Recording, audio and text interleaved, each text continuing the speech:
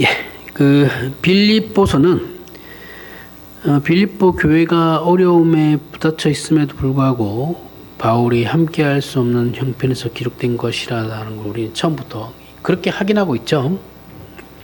우리는 바울은 옥에 갇혀 있고 걱정되는 일은 많지만 정작 아무것도 할 수 없는 상황에서 이제 빌립보 교회에 대한 자신의 부재가 하나님의 일하심에 아무런 장애가 되지 않는다는 걸 확인하는 것으로 빌립보서를 시작하고 있습니다.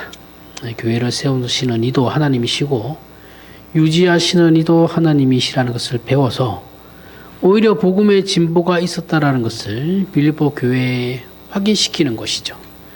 그런 차원에서 바울 자신이 없다고 해서 하나님께서 부재하신 것은 아니다라는 것을 이제 빌립보서를 통해서 가르치고 있는 겁니다.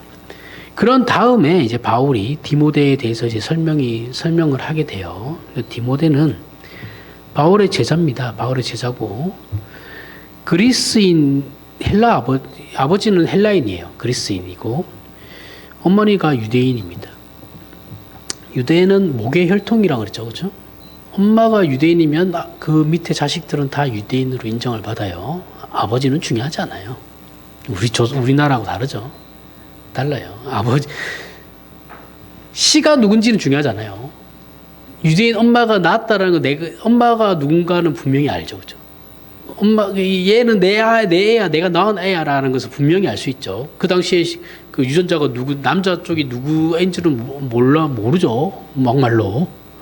근데 얘가 내가 낳은 아이인 걸 확실한 거니까. 그 무엇보다도 이제 확실한 혈통인 거죠. 유대인. 그래서 여자 쪽으로 따라가는 겁니다. 목의 혈통이에요. 그는 이제 디모데는 주후 50년경에 이제 주후죠. 예수님 태어나고 나서 50년경에 이제 바울의 2차 전도 여행 때 루스디아에서부터 바울을 따라다녔습니다. 빌립보서가 쓰인 시점이 주후 한 60년에서 62년경이니까 지금 로마 감옥에 갇혀 있는 그 바울과 디모데가 지금 함께 있거든요. 그러니까 한 10년 따라다닌 거예요, 바울을. 디모데가 바울을 따라다닐 때는 어렸던 것 같습니다. 그래서 바울은 교회에 보내는 서신 곳곳에 디모데의 그 연소함에 대해서 그를 괴롭히지 마라 이렇게 이제 당부를 함께 쓰고 있죠. 그럼에도 바울은 자신의 사역을 디모데가 이어줄 것이다라는 것을 또 믿었고 그래서 그를 위로하고 권면하는 서신을 썼는데 그게 이제 디모데 전후서입니다. 하지만 바울과 동시대에 활동했던 이때 당시에는 사도들이 다 살아있잖아요. 그죠? 그러니까 디모데가 평범한 사람보다는 뛰어났는데 그래도 사도들이 살아있으니까 빛을 못 보는 거예요. 그러니까 이 기준치가 너무 눈이 올라가 있는 거죠. 사람들의 눈이. 다른 사도들도 확실히 그 사도들의 그런 확실한 신앙 경력이나 삶의 경험에서 그 사도들하고 비교는 하면 안 되는데 사람들이 이제 그렇게 되는 거죠. 바울이나 사도들을 보면 삶의 완숙함도 있고 나이가 있으니까 완숙함도 있고 신앙의 경험도 많아서 뭐 이런 문제 저런 문제들도 다 해결해 주는 것 같고 이게 뭐 좀 어른스럽고 이런 게 보일 수는 있죠. 이게 이제 바울이 디모데에게 가지는 마음에 있어서 이 부분이 부담스럽지 않았냐 하면 그것도 아니겠죠. 그죠? 모든 스승이 제자에 대한 가지는 부담인 거죠. 그런데 이런 일을 지금의 교회 공동체, 그러니까 바울이 디모데에 대한 그 마음과 그 당시의 초대교회가, 사도적 교회가 디모데를 생각하는 그거하고는 관점이 약간 다르겠죠. 그죠? 그러니까 그때는 날고 기는 사람들이 살아있었으니까 디모데가 눈에 들어왔겠습니까? 아무리 그 젊은 청년이 다른 동시대 젊은 또래들보다는 뛰어나다 하더라도 눈에 안 들어오죠. 사도들이 지금 다 살아있는데. 그죠? 그러니까 그게 이제 바울에게는 부담이죠. 부담으로 다가오죠. 아무리 그래도 사도들을 따라갈 수는 없어요. 디모데가. 이 디모데는 교부거든요. 이게 사도는 일회성이에요. 사도는 12제자로 끝나요. 지금 뭐 목사를 사도의 반열이라고 얘기하는 사람들 이상한 사람들이에요. 목사는 사도가 아니에요. 사도는 12제자가 죽음으로 끝나는 거예요. 사도는 없어요. 그걸로 끝이에요. 그 다음에 이제 나오는 거면 후임자들은 누구냐 하면 그 사람들을 이제 우리는 교부라 그래요. 교부라 그럽니다. 그게 달라요. 완전 차원이 다른 겁니다. 그게 이제 디모데부터는 이제 교부가 되는 거예요. 여기에 대한 바울이 부담감이 있겠죠. 아무리 내 제자라고 해도 사도들하고 비교될 수는 없겠죠. 그런 게 있었고, 이런 일들은 지금의 교회에서도 일어납니다. 동일하게. 담임 목사가 훌륭하신 분이잖아요. 그럼 그 뒤에 후임자로 들어가는 사람은 피똥 쌉니다. 이해하시죠? 무슨 말인지. 담임 목사가 너무 잘났잖아요. 전때 담임 목사가.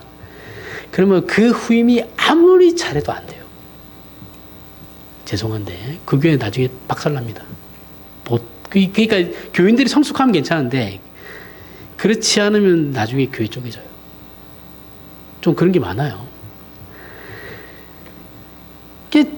이게 장점이자 단점인 건데 이게 똑같이 바울이 그런 걱정을 하고 있는 거예요. 보통 교회 공동체에 책임 있는 목사라는 것은 지금 이제 담임 목사를 얘기하는 건데, 목사가 그 책임 있는 자리에 있던 그 목사가 괜찮은 목사가 됐는 데쯤은 나이가 60이 넘어가야 돼요. 그래야지 목사의 절정은 저는 60대라고 생각하거든요. 60대 정도 돼야지 이제 삶도 어느 정도 이제 살아봤고, 인생에 대한 깊이도 알고, 신앙도 옛날처럼 열정만을 추구하는 게 아니라, 그렇게 하는 것도 그건 하나의 과정일 뿐이야라는 것도 이제 다 알잖아요. 그죠? 그러면 그 시기가 이제 절정이 넘어가서야 이제 이분들도 이 사람이 이제 좀 이렇게 사람다워지고 만들어지는 건데, 그때쯤 되면 이제 후계자가 들어와야 돼요. 그죠? 그러면은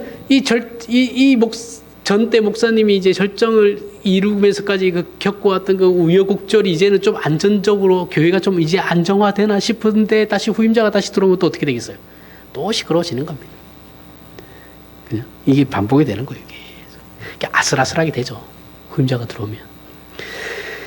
그래가지고 이제 후임자가 들어왔는데 후임자 목사님이 자기들 마음에 안 들면 원로 목사한테 쪼르르 쫓아가가지고 원로 목사한테 다 일러바치고 원로 목사랑 또 담임 목사랑 또 싸움 붙이죠. 교인들이 그래요. 또 우리나라 교인들은 희한하죠. 지금 디모데를 바울이나 다른 사도들과 비교하면 바울과 그들이 워낙 위대하니까 더더욱 작게 보이죠. 디모데가 부족해 보이고. 바울이 디모데를 보내면 바울은 지금 오늘 본문에서 뭐라고 합니까? 바울이 디모데를 빌립보 교회에 보내려고 해요. 빌립보 교회가 요구한 겁니다. 요구해서 보내려고 하는데 걱정이 되죠.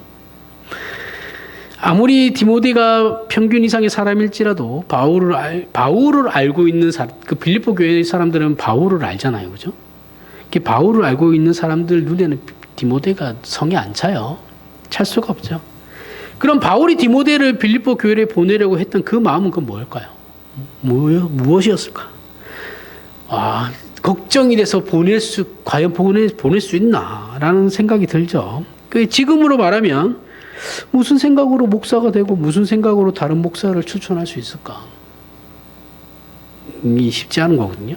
목사들은 어떤 마음을 가지고 이 책임을 감당하나? 이 문제를 이제 우리가 살펴볼 필요가 있죠. 바울은 스데반을 죽인 사건이 그의 평생의 발목을 잡습니다. 그죠? 스데반을 죽인 사람이 이제 바울이죠. 이 사건은 바울 자신의 한계를 확인하는 중요한 사건이 되는데, 스데반은 성령과 지혜가 충만하고 모든 사람에게 칭찬을 받던 사람이었어요.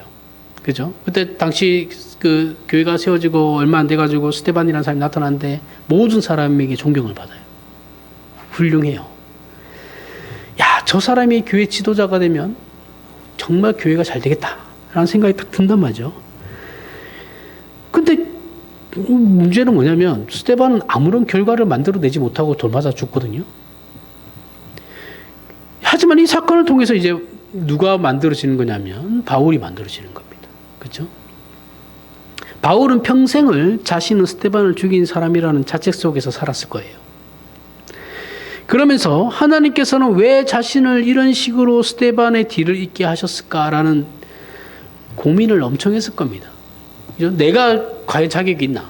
내가 저 사람을 죽였는데 내가 저 사람의 뒤를 이어서 마치 뭔가 이 복음을 전하는 일에 이 바톤을 받아가지고 내가 뭔가를 할 수 과연 사람들이 나를 인정할까? 내가 저 사람을 죽였는데? 저 존경받던 사람을 내가 죽였는데? 내가 하나님의 복음을 전한다고, 예수 그리스도의 복음을 전한다고 해서 사람들이 나를 받아들일까? 이런 고민을 엄청 했겠죠, 그죠? 요즘 저 같으면 못하죠. 민망스러워서.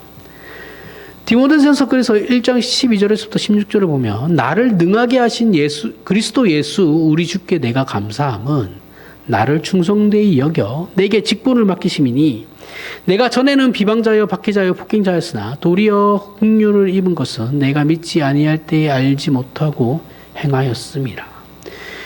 우리 주의 은혜가 그리스도 예수 안에 있는 믿음과 사랑과 함께 넘치도록 풍성하였도다. 미쁘도다 모든 사람이 받을 만한 이 말이요.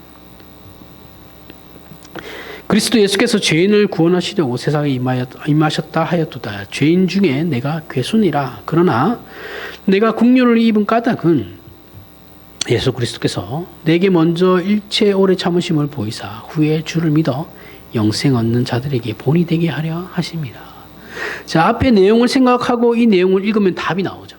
그죠? 바울은 스스로 전혀 위대하거나 능력이 있는 자라고 생각하지 않아요. 자신을 그렇게 생각하지 않습니다. 그는 자신이 오직 은혜로 부름을 받은 줄 알았고 그 은혜를 증거하러 다니는 사람 그 이상으로 스스로를 과대평가하지도 않아요. 하지만 바울을 교회의 일꾼으로 세우기 위해 사용하신 그 하나님의 그 훈련 방법은 반전이죠, 반전. 그죠? 하나님께서 사용하신 방법은 반전입니다. 이거는 바울에게만 그러신 게 아니라 우리 모두에게 사용하시는 방법 중에 한 개예요. 모두가 칭찬하던 스데반이 아니고 사람들은 스데반을 칭찬했는데 오히려 스데반을 죽인 바울을 하나님께서 세우셨단 말이죠. 교회를 핍박하던 기독교를 핍박하는 바울의 부름을 받은 겁니다.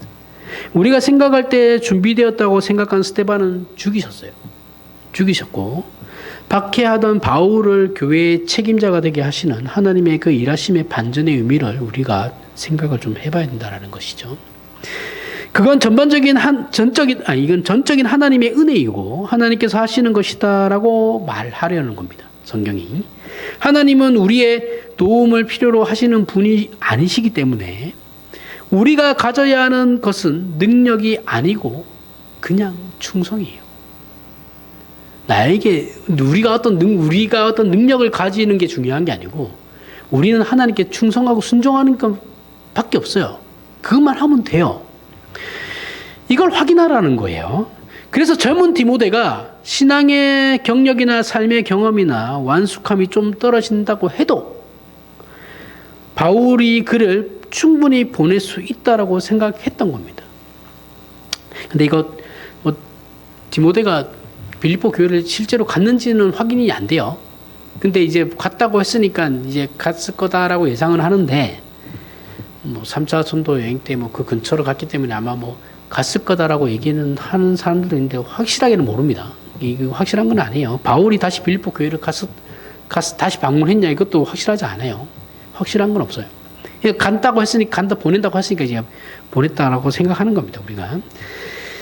이건 바울이 자기 스스로를 어떻게 이해하느냐에 따라서 우리가 디모데를 이해할 수도 있는 부분이죠. 디모데는 아직 능력이 있지도 않고 준비가 되어 있지도 않을 수 있습니다. 그죠? 우리가 교육자들 이렇게 새로 전도사들이나 이렇게 들어올 때 보면 딱 보이잖아요. 그죠? 하지만 바울이 그를 보낼 수 있는 것은 하나님께서 일하시는 그 방법과 핵심을 이해했기 때문인 것이죠. 우리가 빌립보서 내내 중요하게 보는 것이 바울이 옥에 갇혀 운신이 자유롭지 못한 상황에서 하나님께서 어떻게 당신님의 교회를 세우시고 유지하시는지를 바울로 보게 했어요. 그래서 하나님의 하나님 되심을 바울에게 나타내 보이셨거든요. 바울은 이것에 근거해서 젊은 디모데를 빌립보 교회로 보낼 수 있는 것이죠. 내가 뭔가를 한다고 해서 되는 것도 아니고, 내가 뭔가를 안 한다고 해서 안 되는 것도 아니고, 디모데가 잘났다고 해서 뭔가 되는 것도 아니고, 디모데가 못났다고 해서 뭔가 안 되는 것도 아니다라는 거예요. 결국 일하시는 분은 하나님이시다라는 거죠. 그래서 담대하게 좀 부족해 보여 사람들에게는 성이 안 차겠지만 그 디모데를 바울이 보낼 수 있다라는 거죠. 먼저. 이게 어떻게 보면 바울에게 있어서 믿음입니다.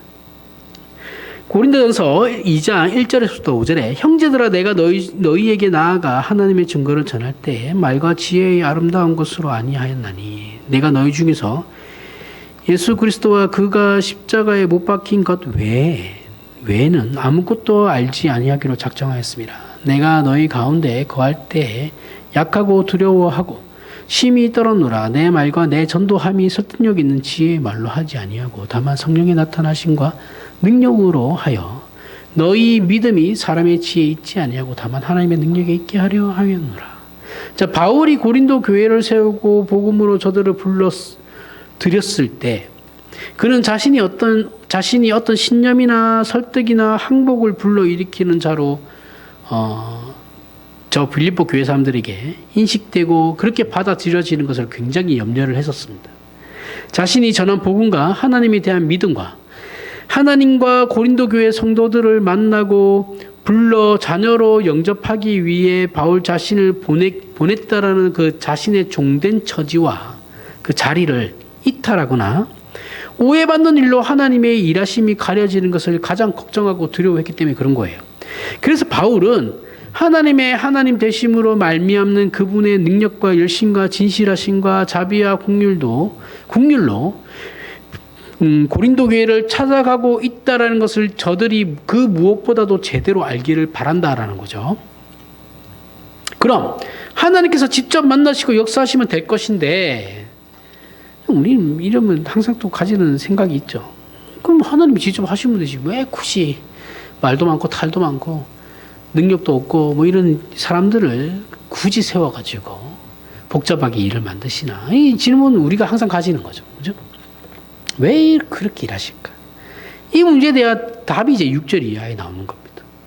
고린도전서 2장 6절에서 10절에 그러나 우리가 온전한 자들 중에서는 지혜를 말하노니 이는 이 세상의 지혜가 아니요 또 이 세상에서 없어질 통치자들의 지혜도 아니요 오직 은밀한 가운데 있는 하나님의 지혜를 말하는 것으로 곧 감추어졌던 것인데 하나님이 우리의 영광을 위하여 만세전에 미리 정하신 것이라. 이 지혜는 이 세대의 통치자들이 한 사람도 알지 못하였나니 만일 알았더라면 영광의 주를 십자가에 못 박지 아니하였으리라. 기록된 바 하나님이 자기를 사랑하는 자들을 위하여 예비하신 모든 것은 눈으로 보지 못하고 귀로 듣지 못하고 사람의 마음으로 생각하지도 못하였다 함과 같으니라. 오직 하나님이 성령으로 이것을 우리에게 보이셨으니 성령은 모든 것 곧 하나님의 깊은 것까지도 통달하시느니라.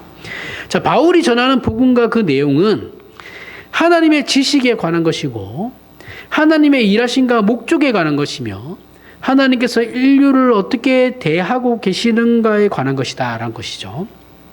또한 이것은 하나님께서 정하시는 것이고 하나님의 일이기 때문에 인간은 이해할 수 없으며 우리에게 이것을 이해시키고 온전히 그 뜻을 전할 수 있는 분은 성령 하나님뿐이다 라는 겁니다. 그러면서 이제 13절 16절에 우리가 이것을 말하거니와 사람의 지혜가 가르친 말로 아니하고 오직 성령께서 가르치신 것으로 하니 영적인 일은 영적인 것으로 분별하느니라. 육에 속한 사람은 하나님의 성령의 일들을 받지 아니하나니 이는 그것들이 그에게는 어리석게 보임이요 또 그는 그것들을 알 수도 없나니 이러한 일은 영적으로 분별되기 때문이라. 신령한 자는 모든 것을 판단하나 자기는 아무에게도 판단을 받지 아니하느니라. 누가 주의 마음을 알아서 주를 가르치겠느냐?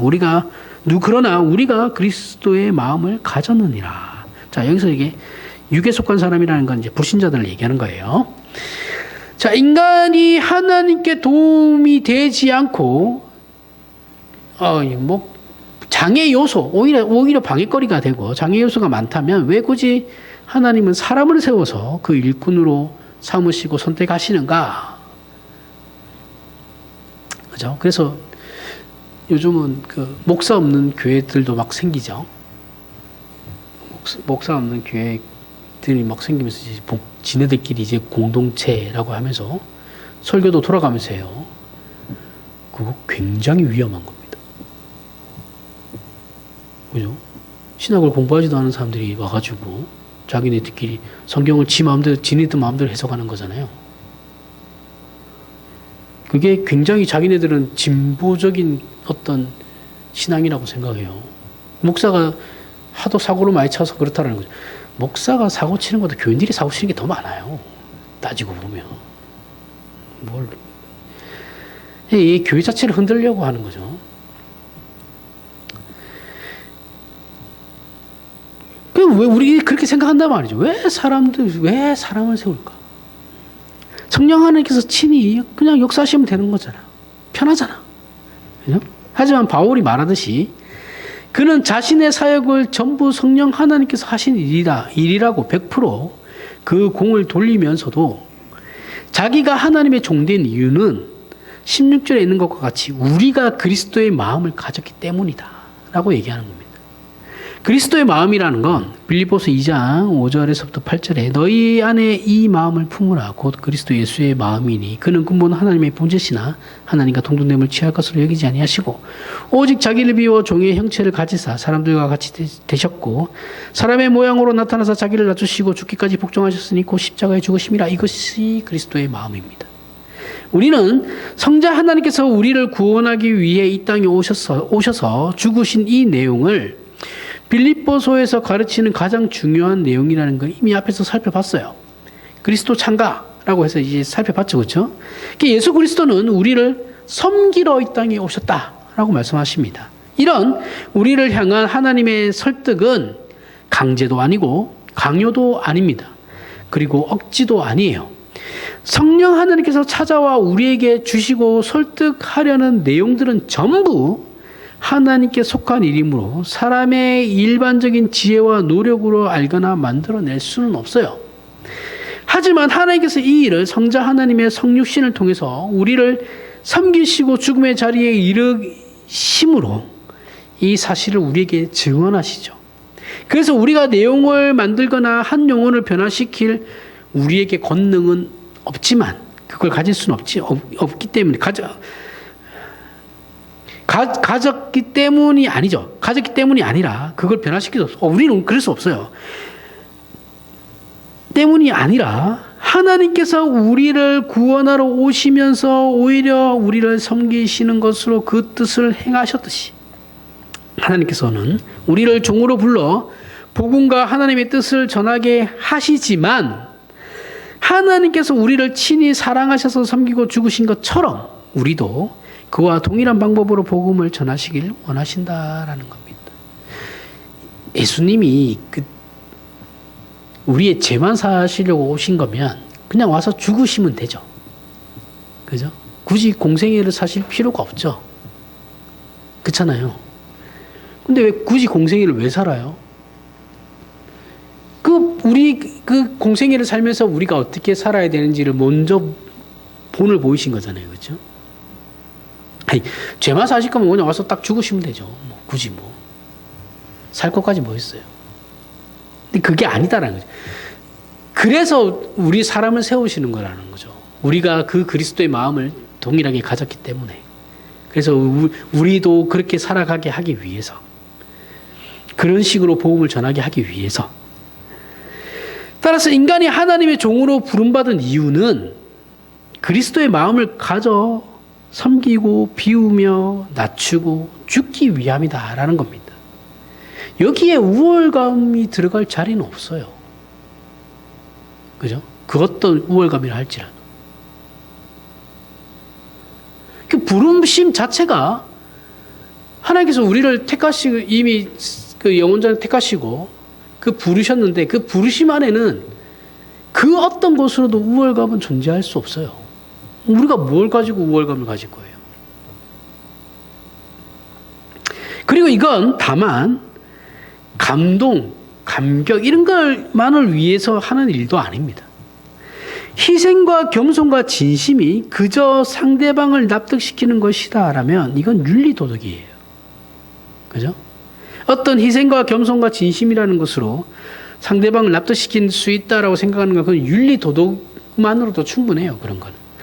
이 신비에 속한 것, 우리가 가지고 있는 이 복음, 이 신비에 속한 생명에 속한 것, 영생에 속한 것은 전부 하나님께만 있는 것입니다. 윤리도덕 가지고는 안 돼요. 하나님께만 있는 것이고 하나님으로부터만 받을 수 있는 겁니다.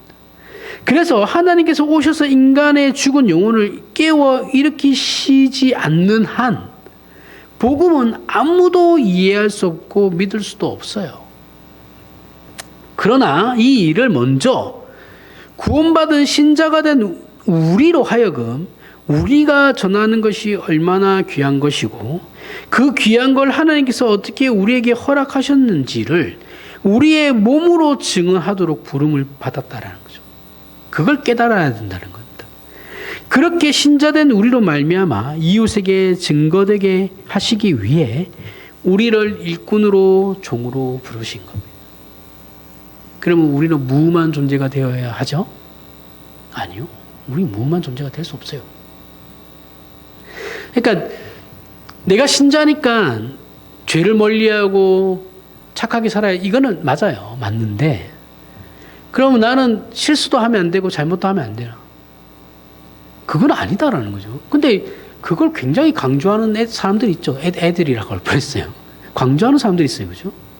마치 뭐 하나 잘못하면 교회에서 뭐 하나 잘못하면 뭐 서로가 막 물어뜯어요. 마치 자기네들은 안 하는 것처럼. 막 쥐잡습니다. 이 주일 예배 한번 빠지면 막 쥐잡듯이 잡아요. 그죠? 제가 얘기했나요? 예전에. 그렇다고 빠지라는 말은 아니에요. 빠지는 걸 합리화시켜서는 안 되는데. 예전에 이제 제 다니던 모교가 굉장히 엄숙한 교회였거든요. 그때 당시에 담임 목사가 설교하는데 저기 권사님이 지각을 한 거예요. 문을 열고 빼꼼히 들어오는데 담임 목사가 설교하다 말고 누구누구 권사 이러는 거예요.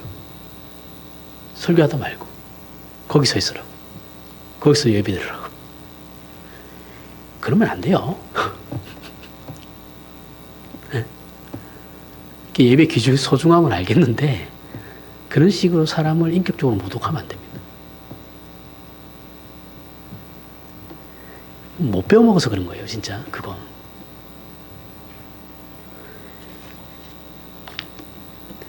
그럼 그 권사가 어떻게 했어요? 하기야, 그때는 또 뭐라 하면 또 뭐라 하는데 그냥 이렇게 근데 좋은 마음이 있었겠어요? 없죠? 그래서 이 문제는 논리나 감동을 말하는 것이 아닙니다. 내용으로만 보면 굉장히 간단한 거죠.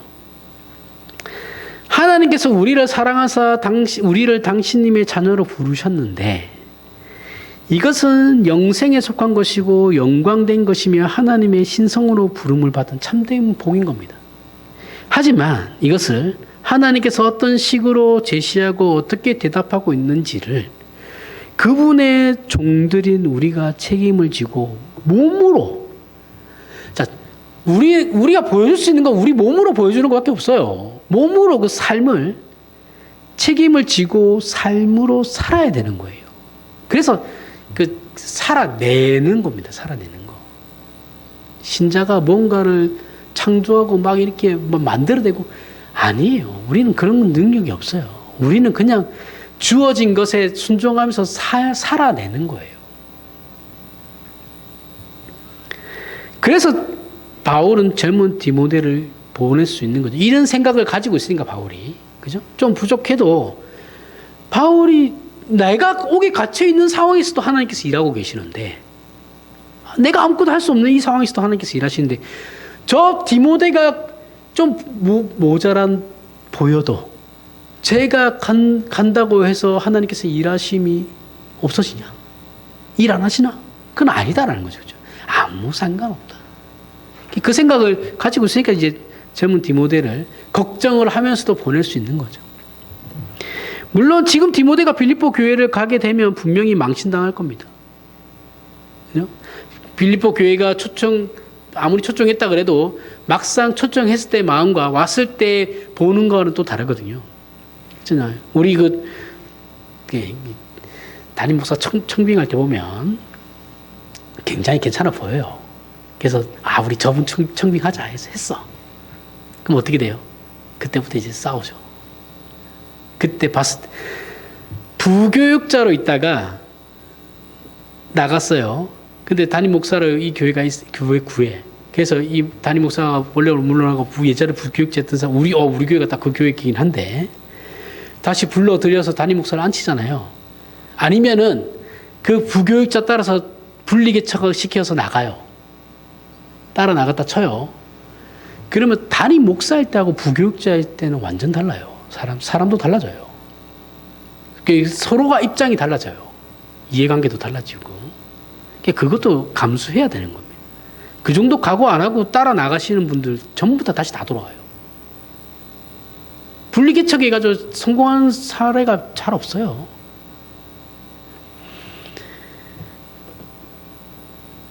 분명히 업신여김 당할 겁니다. 디모데도. 그럼에도 바울이 디모데를 보낼 수 있는 건 주께서 그리하신 것처럼 참고 견디며 자신의 십자가를 지고 매일 죽도록 충성하라는 것이죠. 디모데에게. 바울 자신이 그렇게 했던 것처럼 말입니다. 그런 의미에서 우리 신자는 세상 앞에서 하나님을 믿는다라는 것이 무엇인지를 그 내용의 진실성을 드러내거나 결과를 만들어낼 수는 없고 다만 하나님께서 그것을 어떤 식으로 인간에게 제시하셨는지까지만 우리가 보여줄 수 있는 거예요. 내가 뭔가를 더 여기에 성경에 더 얹어가지고 더 이렇게 보여주고 훌륭한 사람들로부터 그런 거 못해요. 우리는. 그런 거 할 수 없어요. 우리가 전하는 이 내용이 나를 어떻게 행복시켰는지를 보여줄 수 있는 것까지예요. 내가 하나님이 나를 어떤 식으로 행복시키시고 어떻게 설득시켰는지 그걸 내 삶으로 보여주는 게 우리의 역할인 거예요. 그게 모든 신자의 사명입니다. 목사에게만 있는 게 아니에요. 모든 신자가 부름받은 사명이에요. 그게 거기까지가 우리의 책임이에요. 더 하래도 할 수도 없어요. 솔직히. 그러니 우리는 목소리를 낮추면서 웃으면서 오래 참아야 하는 거죠. 늘 얘기하지만 쉬운 게 아니죠. 그죠? 이것만 자체로도 쉽지 않아요. 이것은 이제 교회 공동체 안에서만이 아니라 사실 사회생활에서도 이렇게 해야 된다는 것이죠. 예전에 드라마 중에 명작의 바늘에 오른 우리 모래시계 아시죠? 최민수 나오고 박상원이가 검사로 나오고 최민수가 조폭두목으로 정치 깡패로 나오죠. 그렇죠? 그 고현정이가 나오고 이정재가 나오고 이렇게 하면 너를 가질 수 있을 거라 생각했어. 이런 명언도 있고. 그죠? 그 드라마 할 때 그 고현정 아버지가 박근영 씨가 이제 고현정 아버지였는데 이 사람이 이제 독재 정권 밑에 붙어가지고 카지노를 했어요. 그죠? 카지노를 하면서 이제 성장했던 사람인데 사람 죽이고 납치하고 하는 건 아무 일도 아니죠. 그때 당시에는. 아무 일도 아닌데 이제 고현정 딸내미는 이제 대학을 들어가가지고 좋은 대학을 들어가가지고 민주화 운동을 해요. 그죠? 경찰한테 쫓기고 그러면서 박상원 만나가지고 이러잖아요. 그죠? 기억하세요? 그래가지고 이제 고현정이가 자기 아빠에 대한 불만이 있죠. 아버지는 정권에 붙어가지고 독재 정권에 붙어서 개다 이러면서 되게 싫어하죠. 그래서 결국 지도 그 길로 가요. 그래서 이제 아빠한테 막 대들어요. 반항해요. 그래서 아빠는 어떻게 그럴 수 있냐고. 응? 저 사람들이 안 보이냐고 막 그래요. 고함을 지릅니다. 그때 이제 박근영 씨가 이게 드라마가 명언이 너무 많아요. 이 박근영 씨가 그때 고현정 딸한테 이런 말을 합니다. 얘야, 너의 진심을 전달하고 싶거든. 영향력을 미치고 싶거든. 목소리를 낮춰라. 고함을 질러가지고는 아무도 설득되지 않는다. 요 말을 합니다. 어릴 때는 몰랐어요. 요게 무슨 말인지. 그때 드라마 수준이 저한테는 좀 높았나 봐요. 이제는 알겠어요. 그렇구나.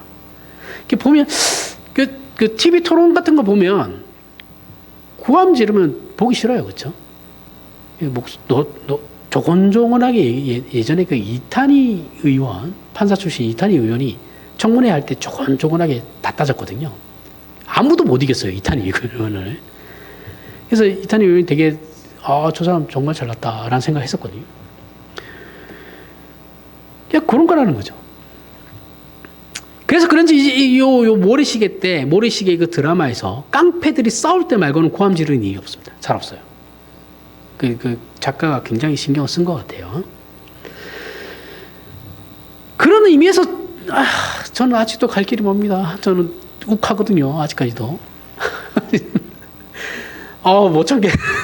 얼마 전에도 일하다가 너무 답답하게 뭐 하시는 분이 계셔가지고 이제 좀 안 좋은 소리 왔다 갔다 했는데 그거 보면서 이제 또 설교 보면서 제가 또 무슨 생각을 했겠습니까? 또 무너지는 거죠. 난 안 되는구나 아직도 멀었다. 무너지는 겁니다. 그 순간. 그러니까 우리는 다른 게 아니고 섬기는 자죠, 그렇죠? 섬기는 자로 존재해야 된다는 거죠. 그것이 젊은 디모데를 바라볼 수 있는 바울의 기독교 신앙에 대한 이해입니다. 그리고 그것이 자신의 사도된 일에 대한 바울의 이해이기도 하고 하나님의 일하심에 대한 이해이며 교회에 대한 바울이 가진 믿음의 배짱이죠. 저는 아직 그런 거 없습니다. 아직 부족해요. 그래서 여기 모인 저와 여러분이 이제는 이런 신자들이 되어 세상 앞에 예수를 믿는 것이 얼마나 대단한 것인지 이제 정말 진짜 감사와 기쁨으로 웃으면서 이제 보여줄 수 있는 저와 여러분이 되길 바랍니다. 기도하겠습니다. 하나님 아버지, 우리는 많이 울고 아우성을 치며 많이 분노했습니다. 그런데 오늘 말씀을 통해 바울의 모습을 상상해 보니 그는 오히려 감옥에서 감사하고 기뻐하며 웃었던 것 같습니다. 하나님, 우리에게도 바울과 같은 믿음을 주셔서 이제는 웃을 수 있는 자들이 되게 하여 주시옵소서. 우리가 누구인지 무엇을 가진 존재인지 그 넉넉함을 진정한 힘으로 세상의 도전과 멸시 앞에서 감당하는 저희가 되게 하여 주시옵소서. 예수님 이름으로 기도합니다. 아멘.